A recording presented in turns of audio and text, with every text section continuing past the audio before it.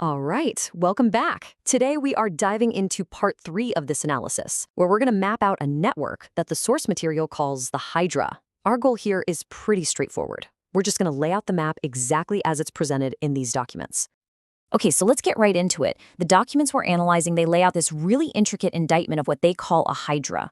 So the big question is, what exactly are they describing? What is this system of systems? Essentially, what the source material presents is a kind of map. It's a map of all these different organizations, corporate, intelligence, financial, non-governmental, that it claims are all interlocked and working together as one single coordinated body. Our job in this explainer is just to trace that system as it's laid out for us. So here's how we're going to break it all down. First, we'll get a high-level view of the Hydra system. Then, we'll zoom in on what the sources call the central integrator shields. After that, we'll examine the foreign intelligence nexus and then the anonymity engines that allegedly fuel the whole operation. From there, we'll look at the NGO operational arms, and finally, we'll put all the pieces together to see the fully assembled Hydra. Okay, let's kick things off with the tech giants. The documents we're looking at label these companies as the foundational layer or the shields of this entire system. First up on the list is Microsoft. The analysis describes it as a foundational host. The source notes specifically point to its Azure cloud contracts with U.S. Immigration and Customs Enforcement and its role in hosting the actual database for Oregon's Measure 11.4 gun registry. Next, we have Google, which the analysis flags with the term AI weaponizer. The documents point to its funding of something called Justicia Lab AI, which is a project to scale up legal challenges in immigration. And it also flags Google's planned acquisition of Wiz, a firm founded by foreign intelligence veterans. Then there's Amazon Web Services, which is identified as the classified cloud. According to the source material, AWS provides that secure digital infrastructure needed for sensitive and even top-secret government operations.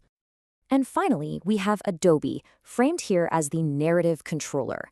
This is based on its ownership of key tools for things like digital identity, think Adobe Sign, and of course, media creation with Photoshop and Premiere. Now this is where it gets really interesting because the sources claim some of these players are interlocked. The documents highlight this specific connection. Spencer Newman. He's the former CFO of Activision Blizzard, which, as the sources note, Microsoft acquired. Well, he also happens to sit on Adobe's board. The analysis presents this as a direct interlock between two of these so-called central integrator shields. Okay, so let's move on to the next layer of this map, the foreign intelligence nexus. The analysis here claims that this piece of the puzzle serves as a talent pipeline, and it originates from a very specific foreign military intelligence unit. And that unit is Unit 8200. It's an elite Israeli intelligence unit. The sources describe it as a, quote, de facto talent incubator, where veterans get this world-class training before they move into key leadership and entrepreneurial roles, especially in Silicon Valley. And this slide really illustrates the alleged process perfectly, as it's described in the sources. You've got state intelligence agency training, followed by private sector entrepreneurship, and then finally this deep integration right into the heart of the global tech industry. So the sources then list several prominent companies that were allegedly founded by Unit 8200 alumni.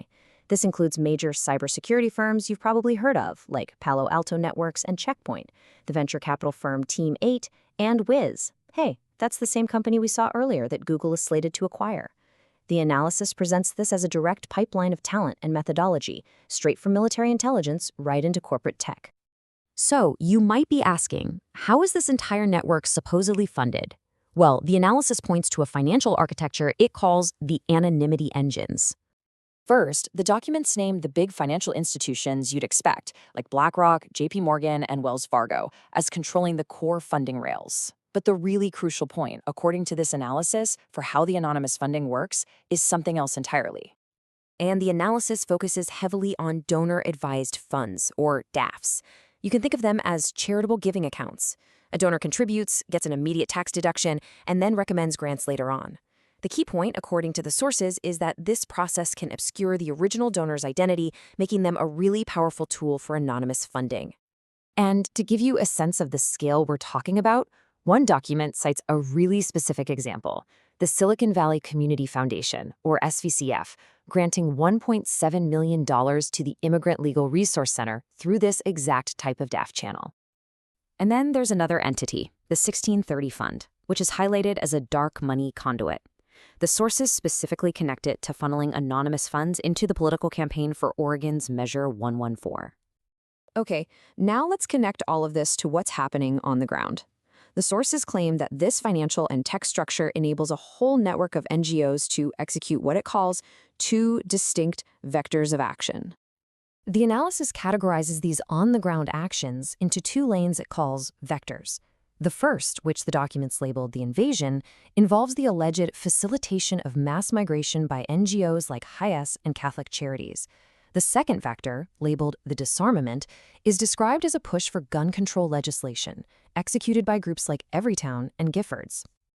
So now that we've mapped the individual parts, the tech shields, the intelligence pipeline, the financial conduits, and the operational arms, what does the full picture actually look like according to this analysis?